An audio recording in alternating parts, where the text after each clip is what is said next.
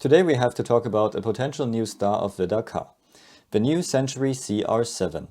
The South African manufacturer Century was founded in 1996 and is specialized on rally-raid cars.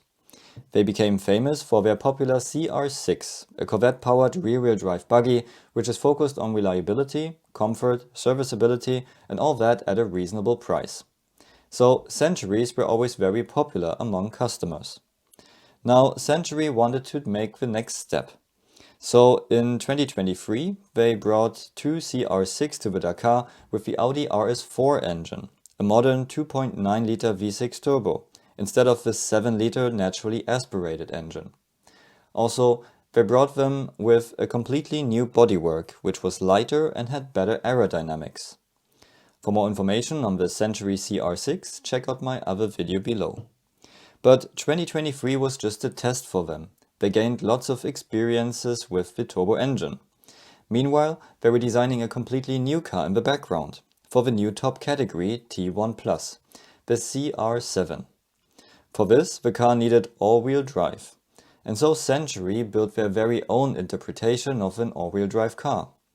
And the good thing about their design is that in contrast to the competitors, it is not a modified T1 car with lots of compromises.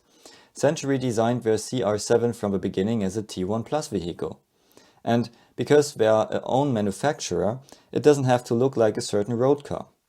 In fact, the car is completely new. Only the headlights and windshield are the same as the CR6.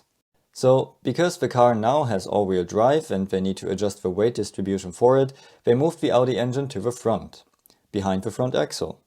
This is the common concept that also Toyota and Ford are using. And by the way, they're also designed and built in South Africa. That also gave the car slightly different proportions. The cockpit is a bit further back now, although wheelbase and length stayed the same. But Century wanted to keep their good characteristics of the car: reliability and serviceability. And so they built their CR7 super tough and strong. With the new category, the minimum weight also increased from 1,600 kg to 2,000 kg, and the suspension travel reduced from 440 mm to 350 mm. So the ride is not as comfortable anymore, but the drivability is still very good. Century really took the next step in terms of reliability. They have the same dampers all around, 8 of them, so 2 per wheel instead of 1 like others. They have huge deflectors for important parts. They have a symmetric design, which means they have the same upper wishbone all around, and they have the same lower wishbone all around. So only 2 different wishbones for the whole car. And not just that, also the uprights are the same on left and right. So just imagine how much easier the logistics are with this car, with less spare parts. They use metal brake ducts and they even have water-cooled calipers.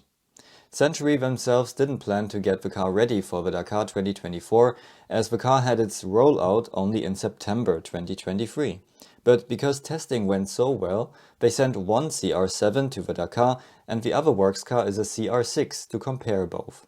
And the private driver Manama bought one CR7 for this year's Dakar. So, the Century CR7 has all the ingredients to become a serious contender in the Dakar's top category. They built their experiences from simple buggies to complex cars.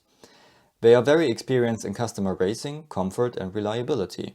And now they are competing in the highest class, and let's hope that they stick to their principle of a reasonable price. It's still early days now, and 2024 is just a big test, but the future looks promising.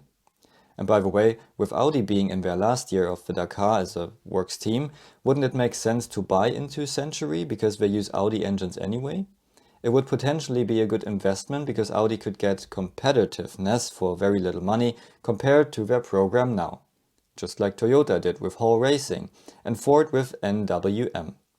So what do you think? Would that be an option, or is it not possible because there is no electrification? Let me know in the comments below.